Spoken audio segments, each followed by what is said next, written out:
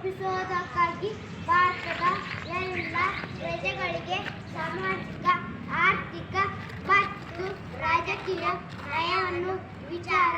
ಅಭಿವ್ಯಕ್ತಿ, ನಂಬಿಕೆ, ಧರ್ಮ ಮತ್ತು ಉಪಾಸನೆಯ ಸ್ವಾತಂತ್ರ್ಯವನ್ನು, ಸ್ಥಾನಮಾನ ಮತ್ತು ಅವಕಾಶಗಳ ಸಮಾನತೆಯನ್ನು ದೊರೆಯುವಂತೆ ಮಾಡುವುದಕ್ಕಾಗಿ ವ್ಯಕ್ತಿ ಗೌರವ, ದೇಶದ ಏಕತೆ ಮತ್ತು ಸಮಗ್ರತೆಗಾಗಿ ಎಲ್ಲರಲ್ಲಿ ಭ್ರಾತೃತ್ವ ಭಾವನೆಯನ್ನು ಮೂಡಿಸುವುದಕ್ಕೆ ದೃಢ ಸಂಕಲ್ಪ ಮಾಡಿ ನಮ್ಮ ಸಂವಿಧಾನ ಸಭೆಯಲ್ಲಿ 1949ನೇ ಇಸವಿಯ ನವೆಂಬರ್ ತಿಂಗಳ 26ನೇ ದಿನದಂದು ಈ ಸಂವಿಧಾನವನ್ನು ನಮಗೆ ನಾವೇ ಅರ್ಪಿಸಿಕೊಂಡು ಶಾಸನವಾಗಿ